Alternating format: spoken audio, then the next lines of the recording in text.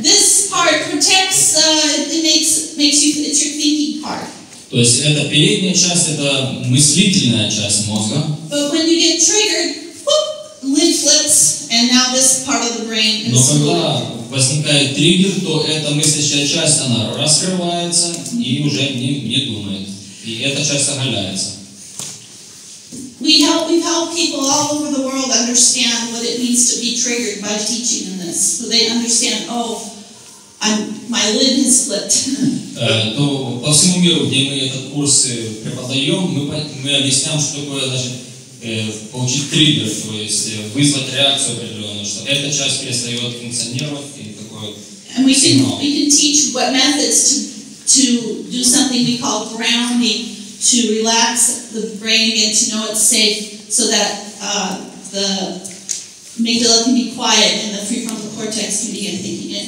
И наша задача помочь людям понять, каким образом эту мыслящую часть, префронтальный кортекс, снова опустить, чтобы он функционировал в этой ситуации триггера.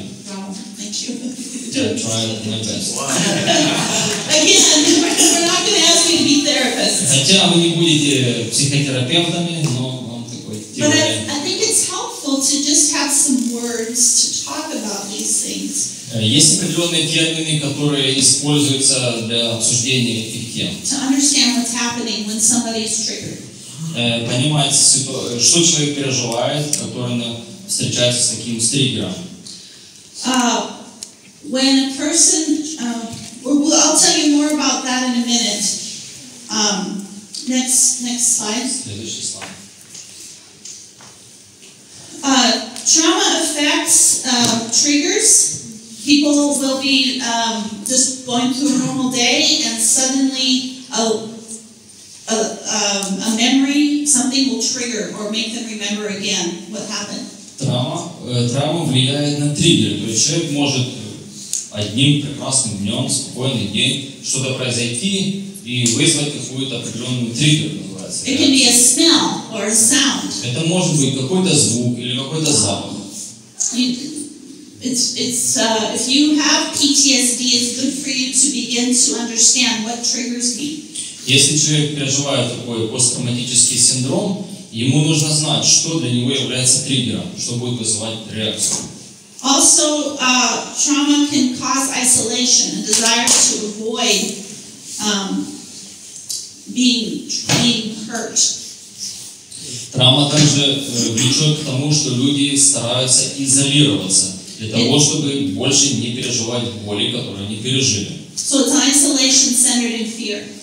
Поэтому это изоляция, которая происходит из-за страха. We talked a bit in the women's group about the difference between isolation and some healthy quiet time. На женской нашей встрече мы говорили о разнице между изоляцией и просто полезным времени побыть наедине с собой. Isolation takes people away from Изоляция удаляет нас от людей. Healthy alone time makes you want to reconnect with people. Здоровое время наедине с собой, уединение, оно потом влечет нас или побуждает нас потом вернуться к людям. After you rested a bit. После того, как вы немного I think отдохнули. only introverts understand what I just said. И хотя только интроверты понимают то, о чем я говорю. Do you know introvert, extrovert? Знаете разницу между интровертами и экстравертами? That's how people get their energy. An introvert needs to be alone to order their thoughts and get energy. Интровертам нужно побыть в уединении. Так они заряжаются энергией, восстанавливают силы, вдали от людей.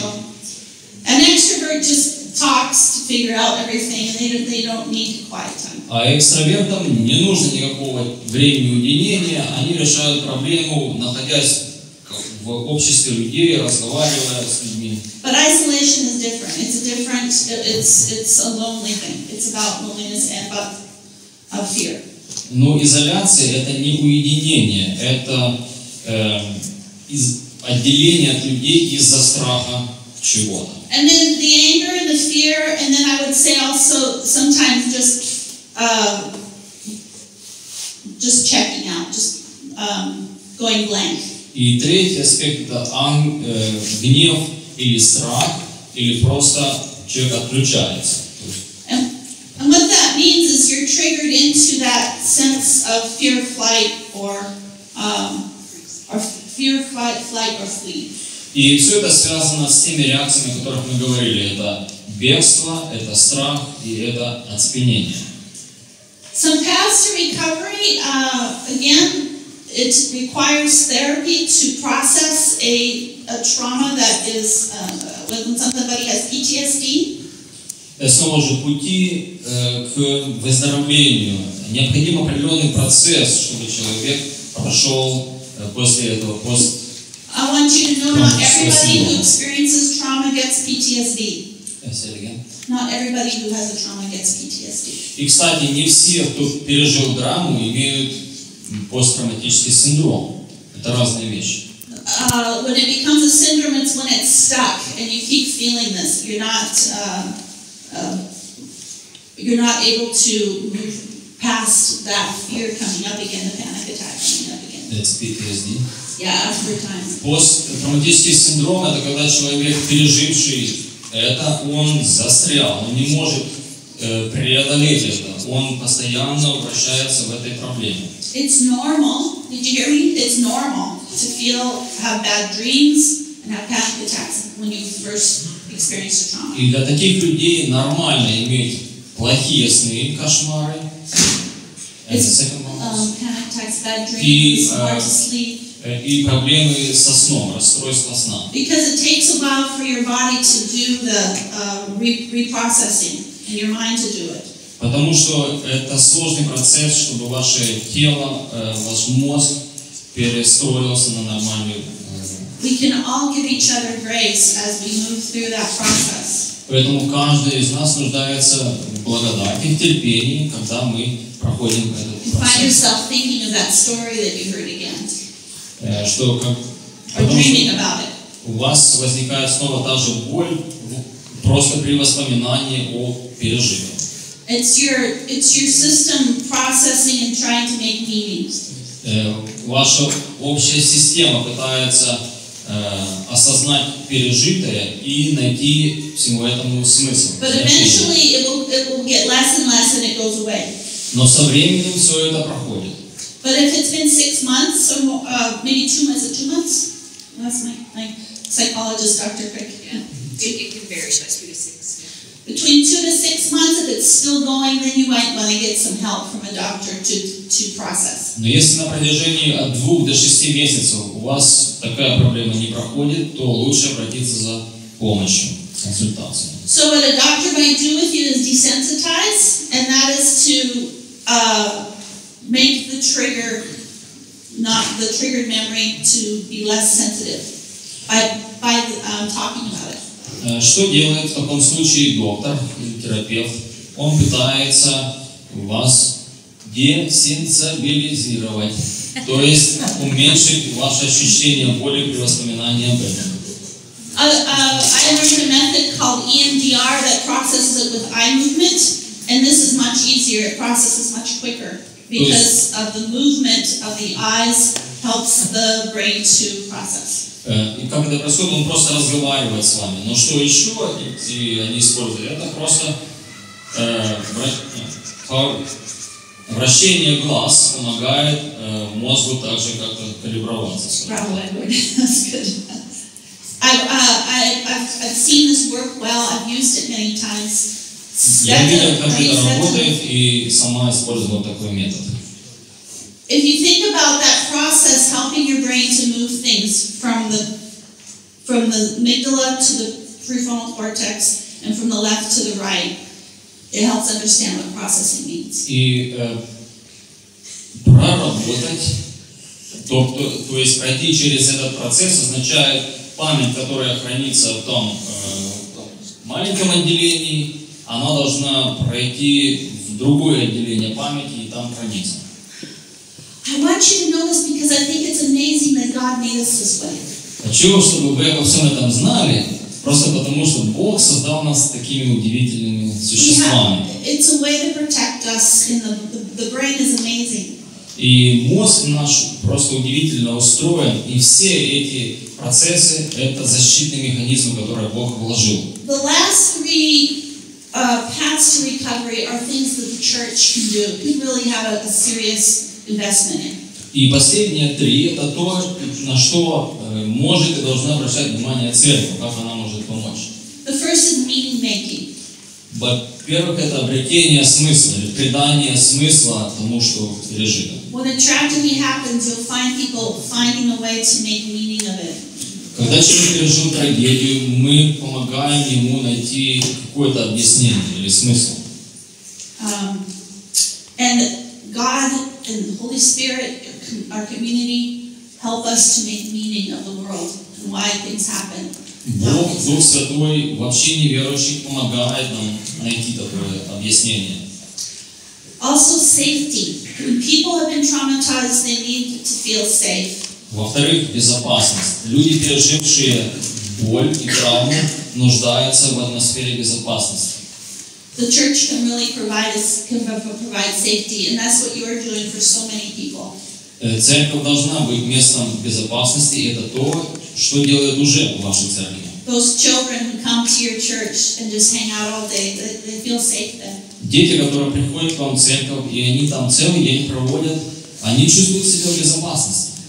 Having food, having shelter, it helps people to begin to feel like they can begin to heal again. Когда человек достаточно имеет питание, имеет укрытие, кров, тогда начинается процесс восстановления, исцеления. And then community.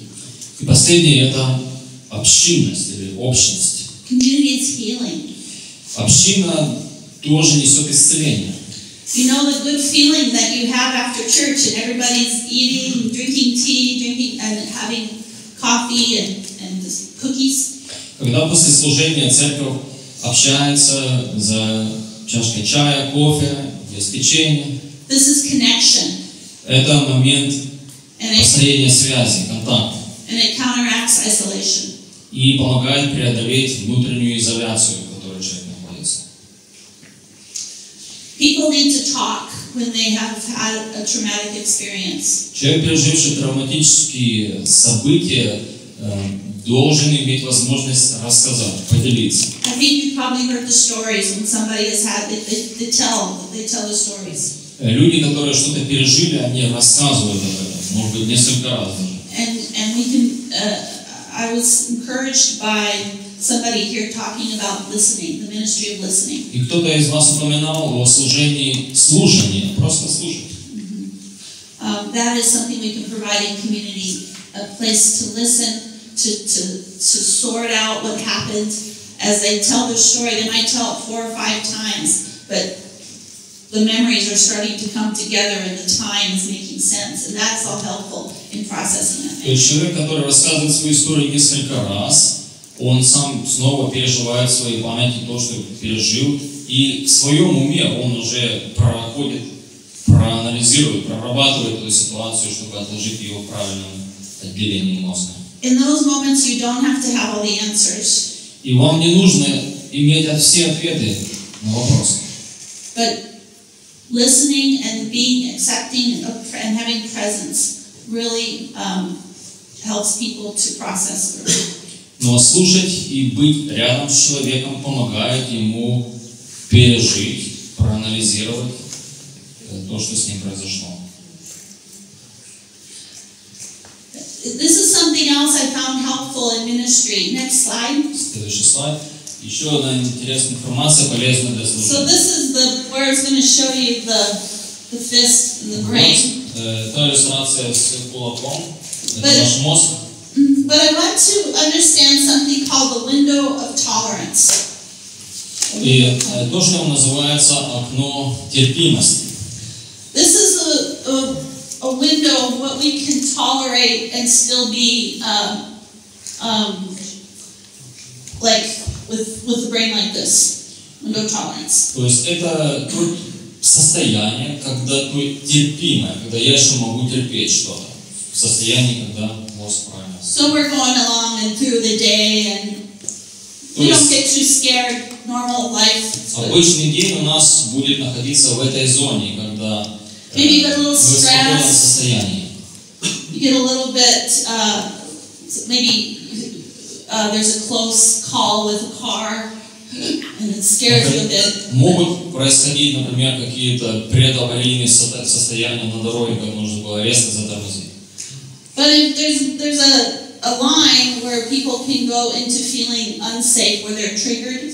Но есть линия, когда за гранью которой человека начинает срабатывать триггер. And then they want to fight or flee. И у них возникает реакция либо бегства, либо дать сдачи. Or they can go the other way and simply freeze. Или же в обратном направлении человек замирает, оцепенение и не может двигаться. So, what we can do as ministers is understand when people are the window of tolerance. There's no triggers, it's good.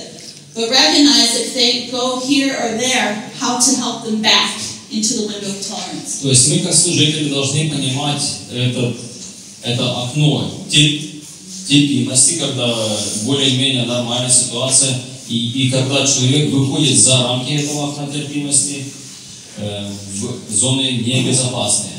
At the end, I'm going to show you some exercises, some tools that can help people come from the arousal to the window of tolerance again.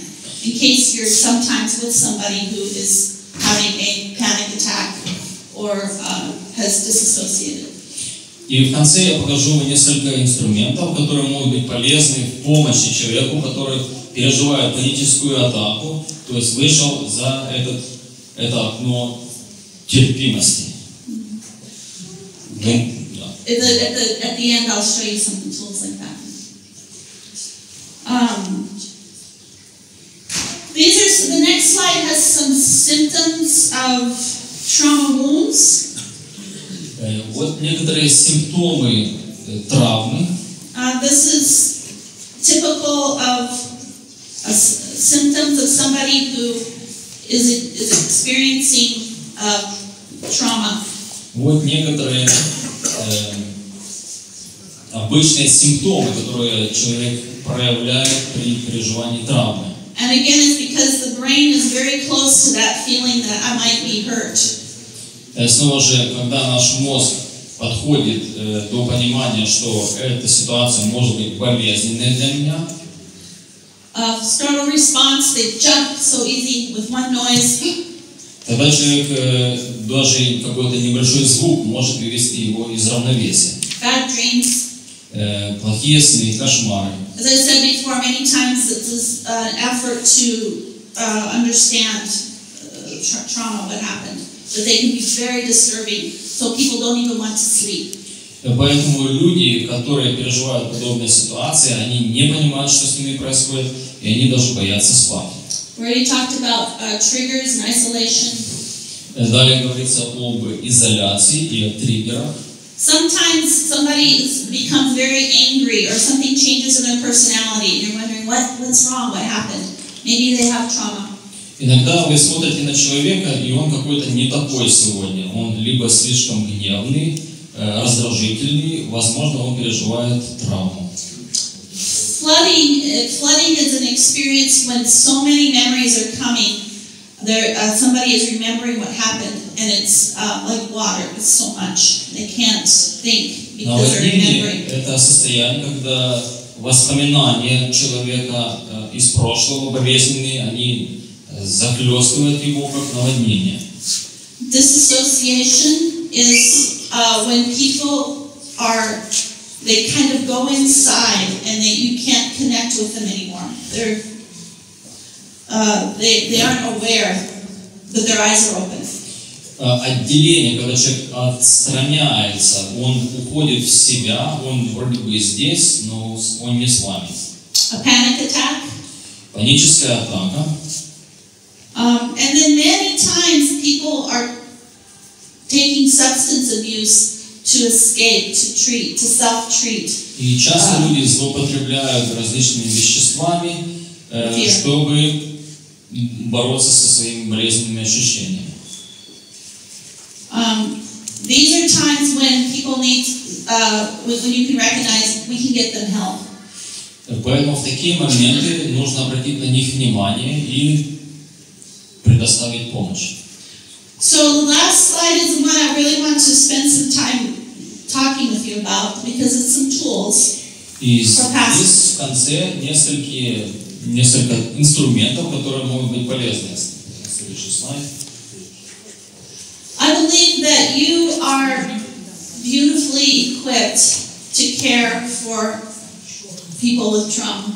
Я верю, что у вас есть замечательное оснащение, навыки, чтобы помочь людям, переживающим травмы. Because we understand compassion and grace. Потому что мы сами переживали сострадание и Because of the благодать. compassion and grace that Jesus has shown us. Прежде всего, Иисус проявил нам свое сострадание и благодать. We need to use the love of Jesus to listen with compassion and with grace when somebody is processing their fears. С любовью Иисуса мы можем быть сострадательными и слушать с милосердным сердцем боль людей, которые пережили. The next one is called box breathing. Следующее называется коробчатое дыхание.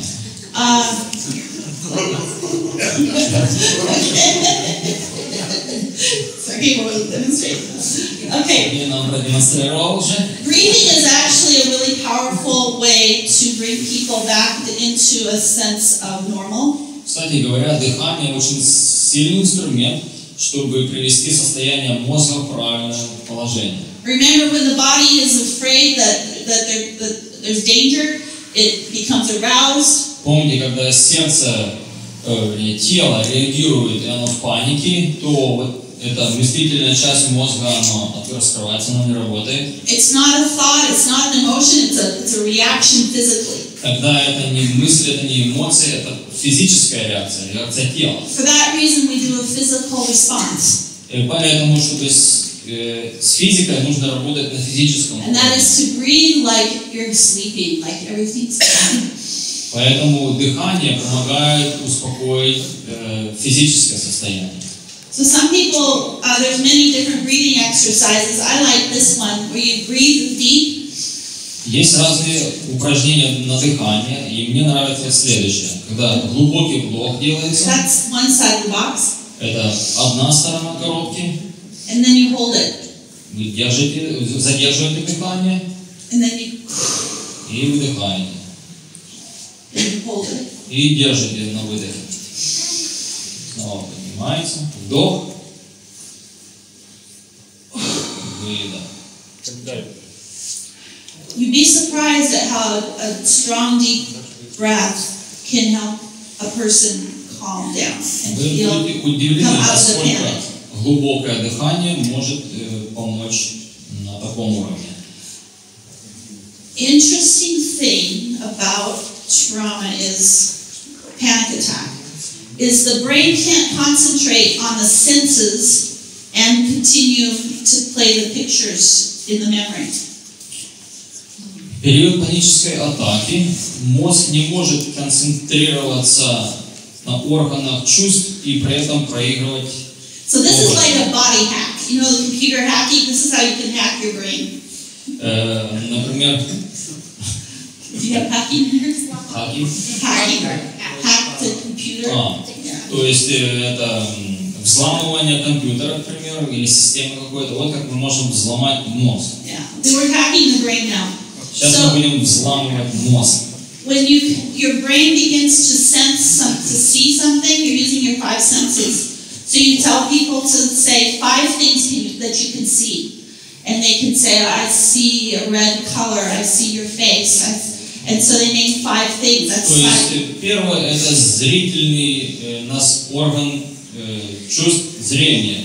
Вы просите человека назвать 5 вещей, которые он видит. Там, предметы, 4 things you can touch.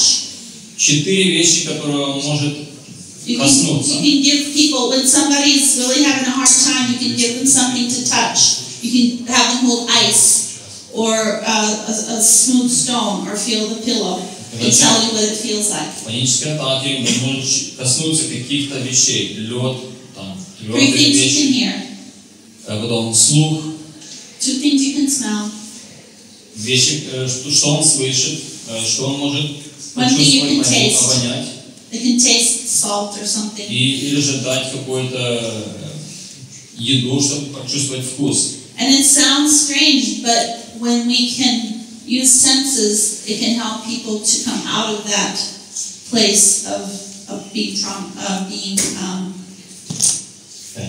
panic triggered. Yeah. Может казаться странным, но когда мы задействуем органы чувств, это помогает человеку выйти из состояния панической атаки. You should be able to communicate, have an open communication. If you're struggling with trauma, it would be good to find somebody you can talk to about it. А также важна коммуникация. Если человек переживает внутреннюю духовную травму, ему нужно найти человека, с кем он может общаться. I'm very impressed with you guys talking openly about PTSD. I think it's very healthy. То, что вы открыто говорите о посттравматическом синдроме, это очень похвально. And if your church makes it safe to talk about PTSD, I think it makes it a safe place to heal from PTSD. Когда ваши церкви открыто говорят о пережитой травме, это создает атмосферу для того, чтобы люди прошли это исцеление. It helps if you know and others know your triggers, so we can help protect. То есть вы осознаете, что в вас вызывает такую реакцию и что вызывает у других, вы помогаете друг другу. It helps to have language to tell how bad it is, from 1 to 10. Также можно использовать шкалу, где вы проверяете уровень проблемы от 1 до 10.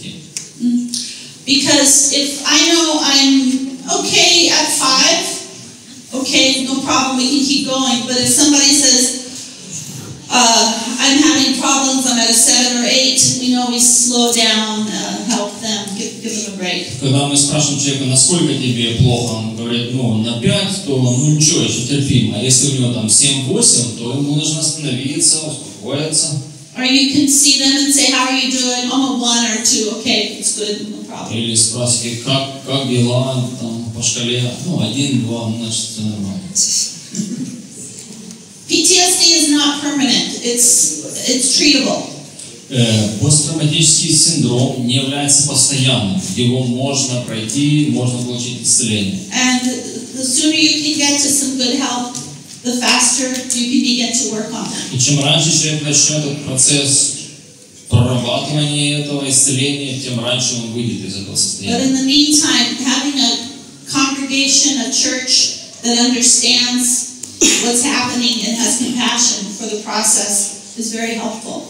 Но всегда полезно иметь церковь, которая понимает, знает контекст людей, знает, как помочь и чем помочь. Because otherwise people are left feeling like they're crazy and that they're never going to get better. Иначе, если человека не понимают, он думает, что он сошел с ума, и он какой-то странный. The most important thing you can do is to help people connect to the living God. И самое главное, конечно же, помочь человеку возобновить связь с живым Богом. I give you some physiology ideas, I give you some thought ideas, but only Jesus can heal and transform a heart. Мы можем говорить о физиологии и о различных психологических идеях, но только Бог может исцелить сердце. Only He can make meaning out of a life that needs to understand an eternal God. Только Он может дать значение, как вечный Бог, человеку, который пережил травму.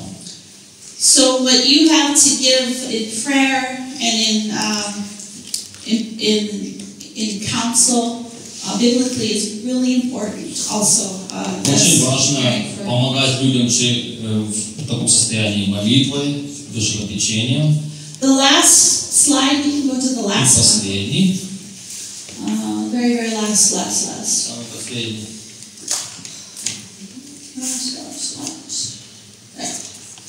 These are 20 scriptures of encouragement for people who are in a traumatic situation. 20 текстов из Библии, которые полезны в том, чтобы помочь людям в травматической ситуации. God sees us. Бог видит нас. Oh, this is important. There's three information plateaus or three information sources that come to somebody who's been traumatized. Есть 3 источника информации, которые есть для человека, который пережил травму. In other words, it's something you didn't believe until the trauma. After the trauma, you begin to believe this thing. Иными словами, до того, как вы пережили травму, вы во что-то не верили, а пережившие начинаете в это верить. The first one is I'm not safe. Первое – это я не спасен, я не в состоянии безопасности или в атмосфере безопасности. And somebody who's struggling with this informational plateau from trauma will believe I'm not safe ever, and no one else is safe either. И человек, переживший травму, находящийся на этом плато, он считает, что я не в безопасности и никто не в безопасности. Этому ложному убеждению Слово Божье, that God sees us, He hears us. что Бог видит нас, Он заботится о нас. The safest place I could be is in the center of His will. Кто сказал, что самое безопасное место в этом мире – это в центре Божьей воли? The second informational plateau is there's something wrong with me. I'm defective. Второе информационное плато – это что-то со мной не так, я какой-то не такой. The Word of God has so much to say of our value and how much God loves us. And Библия counter много that information. говорит о нашей ценности, насколько Бог нас любит, и мы можем противопоставить это убеждению, что со мной что-то не так. Many people will believe that it's their fault. Многие люди верят, что во всем этом моя вина. And that's part of that belief, I'm defective, that it's my fault. And we can apply God's truth to counter that. И мы также можем противопоставить этому заблуждению, что это моя вина, Божье Слово. The third one is I am powerless. Третье убеждение – это что я бессилен. I can't do anything. Я ничего не могу сделать. We can, obviously, that's something that when you're traumatized, you might feel, but God's Word tells us that He is powerful and that He will care for us. И, конечно, мы можем сказать такому человеку, что Бог всесилен, у Него достаточно силы, чтобы нас поддержать. The pastor in Chicago was really excited when he heard those three informational plateaus. Пастор из Чикаго, о котором я упомянула, он был рад узнать о том, что есть таких 3 информационных плато в уме человека. He said, yeah, everybody in my church believes those things. Он говорит, каждый человек в моей церкви верит в одну из этих 3 вещей. That they're not safe, they're powerless, they're defective. Что безопасности в этом мире нет, что они бессильны и что они с ними He что-то said, не I'm так. going to make some pamphlets with verses to tell people that it's not true, that they are loved and they're cared for. And I'm going to start talking about that in church. Он взял этот список текстов и начал прорабатывать их с людьми в своей церкви. So I want to encourage you to continue to minister in times of trauma. Поэтому хочу вас поощрить, ободрить в служении людям с травмами. Don't be afraid to get help if you know that yourself or somebody you love or somebody in your church needs to process their traumatic event. Если вы или люди рядом с вами пережили какое-то болезненное событие, травматическое событие, не бойтесь искать помощи. I'm so thankful for you all. You are on the front lines of the work of Jesus in this country. И я так благодарна Богу за вас, потому что вы на передовой этого служения Христова в этой стране. When we in America are watching the news and we're so we want to do something, we know that. Когда мы в Америке видим новости о том, что происходит в стране, мы хотим чем-то помочь. That the hands and feet of Jesus are here through you. Но руки Христову в этой стране – это вы. And we want to say thank you. Хотим сказать спасибо вам. It's not easy, but God sees. And Это He не knows. просто, но Он видит. So, thank you very much. Спасибо. Be seated now. Присаживайтесь.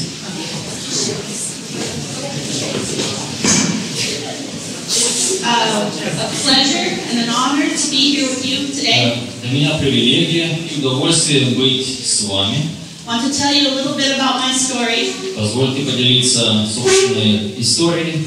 I'm the last person who you would think would be a trauma therapist. Я последний человек, который мог бы быть терапевтом в области травмы.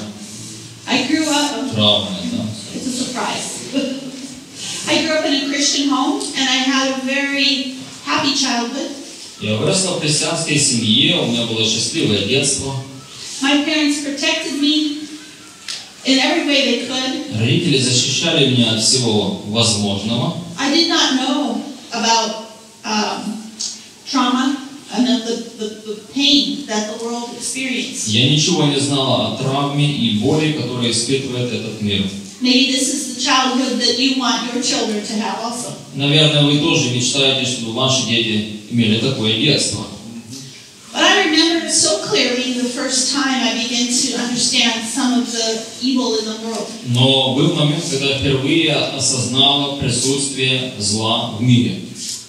I was a young teacher, and in my church there were some missionaries who came home from the mission field. Я была молодой учительницей в школе, и в нашу церковь приехал миссионер из миссионерского поля. They came home because they were robbed, and one of their children was raped. Они приехали домой после трагедии. Они их обокрали, и их детей, ребенка изнасиловали. I couldn't imagine in my mind how this could happen. Я не могла вообразить себе, через что они проходят, и как это могло произойти. I didn't understand how a Christian and a good person could suffer like that. Я не понимала, как хороший христианин может I didn't understand how такое people could be переносить. that evil. Я не могла понять, что зло может быть настолько злым.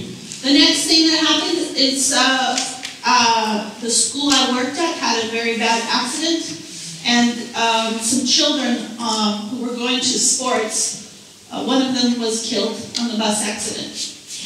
Также в нашей школе, где я преподавала, произошла трагедия, когда один из учеников погиб в аварии, автомобильной аварии.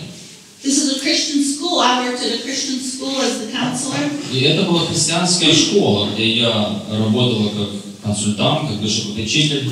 And my students, the parents, the people that I was caring for were hurting deeply. They had a wound. Студенты, которые учились в нашей школе, их родители, они переживали глубокую боль и травму. Even though I knew Jesus very well, I had grown up sharing the gospel and learning about God's love for people. И хотя с детства я слышала о Божьей любви, я на этом выросла, I didn't know what to say or what to do. но я не знала, что делать и что говорить в такой ситуации. And maybe you felt that sense of helplessness. И я ощутила чувство беспомощности. And what I began to discover is that there's wounds in the world. There's people who are hurt in ways you can see. Мы видим, что люди переживают травмы, которые очевидны для глаза. But there are many people who are hurt in ways that you can't see. Но многие люди переживают травмы, которые не видны для глаз. They have hidden wounds. Это скрытые травмы. And I believe that God began to direct my mind and my heart to learn how to care for people with hidden wounds. И Бог стал направлять мое сердце, мой разум на то, как работать и помогать людям с такими травмами. To develop a theology of suffering. Чтобы разработать богословие страданий. To understand what is God doing, how is God at work in the times when we see things. Чтобы помочь людям понять, где Бог во всей этой трагедии и данной ситуации. God put a call to missions in my heart, and we went to serve in Kosovo. Бог положил в сердце призыв на миссию, и мы служили как миссионеры в Косово. You know, we worked for the relief and development arm of the Alliance. Мы работали в подразделении Альянса, которое занимается помощью в кризисных ситуациях. So we were sent to Kosovo because they had the war there, and they were coming out of the war. Поэтому нас послали в Косово, которое также проходило период войны, и мы поехали, чтобы помогать. Once again, God brought to my attention the need to understand how to care for people who are traumatized. Снова же Бог поднял этот вопрос в моем сердце, как помогать людям, которые пережили внутреннюю боль и травму. The Bible tells us in Matthew 24 that at the end days there would be birth pains in the world. Матфея 24 написано, что в конце времен будут родовые схватки или боли переживать весь мир. Remember what it will be? There will be earthquakes, Это землетрясение, war, война, floods, наводнения disasters. и другого рода катастрофы. This is a world we live in Это now. мир, в котором мы живем. And I believe that Jesus wants to use the church to be a minister to people with hidden wounds. Иисус хочет использовать церковь, чтобы служить израненному миру. I recently moved to the United States, and I'm working more with churches there. Недавно мы возвратились в Соединенные Штаты и работаем там в поместных церквях. A pastor from South Chicago said, all the people in my church are traumatized from the violence in their city. Один пастор из южного района Чикаго сказал, что все члены моей церкви пережили какую-либо внутреннюю травму. I want to learn how to help people. I want to learn how to understand what happens when they have trauma. И я хотела понимать, что люди переживают, когда они переживают травму, и как им помочь. I can't imagine the stories that you carry today, the ones that are in your own experience and the ones that you've heard from people you love. И мне сложно представить все те истории, которые вы пережили, и истории, которые вы слышали от других. I know that you are acquainted with grief and acquainted with. Я знаю, что вы хорошо знакомы с болью и скорбью. I'm hoping to share with you today some things that I've learned in my studies that are tools to help understand how to care, how to understand the body and the brain for somebody who is traumatized. Хочу поделиться с вами теми инструментами, которые я в своем изучении обнаружила в помощь в понимании того, что люди переживают в разуме и в теле, и как им помочь. This has been a gift that God has given to me in my ministry this far, and I hope to share some helpful things with you. Это дар, который Бог дал мне в служении, и этим даром хочу поделиться с вами. So, to have a trauma-informed ministry, these are some things that we will talk about today. Next slide. Мы сегодня поговорим о том, как построить служение, которое отвечает на вызовы травм, которые возникают у людей. We want to know how trauma forms thoughts and behavior. Мы хотим знать, как травма формирует мысли и поведение, как она влияет на мысли и поведение. You all know that when someone has a trauma wound, they begin to think and act differently. What is that about? Why does that happen? Когда человек переживает внутреннюю травму, он мыслит и ведет себя определенным образом. Почему и как это происходит? And more importantly, what is the path to recovery? What is the path of healing? И что более важно, каков путь исцеления от этой травмы? I want you to be able to recognize the signs and symptoms of trauma, so you can see if this is something that's maybe happening in your community or even with yourself. Хочу, чтобы вы познакомились с признаками человека с травмой, и чтобы вы могли обратить внимание на людей в ваших церквях, возможно, у кого-то подобные симптомы присутствуют. And then last of all, as a church, as pastors, that you would be thinking, how do I nurture resilience? И так же, как церковь, как пастырь, как мы можем взрастить устойчивость, духовную устойчивость в людях. Some of the most interesting studies in trauma studies right now is the study of post-traumatic growth. Одни из самых интересных исследований последних лет в работе с людьми с травмой – это наблюдение, как люди, проходя через травму, выходят более зрелыми и сильными. The pattern that they see is there's instances when people actually become stronger as a result of the traumatic experience. И есть определенная тенденция, что у людей, которые выходят через травму более сильными, есть определенное сходство. And I think that the church is in a unique place to nurture and help people with this kind of. Я думаю, что церковь – это то место, где люди могут найти поддержку для такого роста. So first of all, I want to talk about what trauma is. Во-первых, давайте обратимся к определению, что мы называем травмой. From a physiological perspective. С физиологической точки зрения. Next slide. Следующий слайд. So, it is the only mental illness that has that requires an event in order to happen. Only mental illness that requires an event in order to. Это единственное умственное или ментальное заболевание, которое нуждается в событии, предшествующем ему. So it requires that somebody feels that their life is in danger, or somebody that they see somebody else whose life is in danger. То есть это человек, который сам оказался в опасной ситуации, или он стал очевидцем того, что кто-то находится в опасной ситуации. That we have when we're in danger to protect us. It's a survival instinct.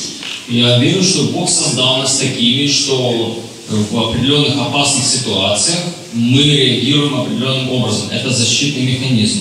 The body begins to respond, and you don't have to think about it. The body just naturally responds. То есть человек, не думая, его тело начинает реагировать определенным образом. Adrenaline and cortisol is released to give you extra energy and power. Когда адреналин и кортизол, они выделяются, эти гормоны, и начинают влиять на тело.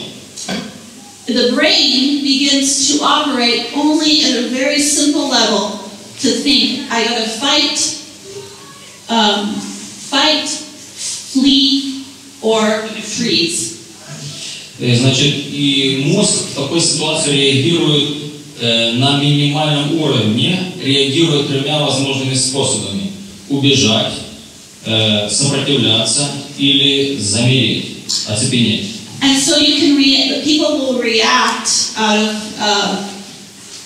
fear, anger, or freezing. Поэтому люди будут реагировать либо с гневной реакцией, либо страха, либо оцепенения. And it's to protect ourselves. It's to survive. И это защитный механизм для выживания.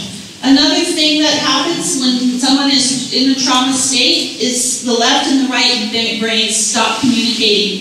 Что еще важно, что в ситуации угрозы левое и правое полушарие не взаимодействуют.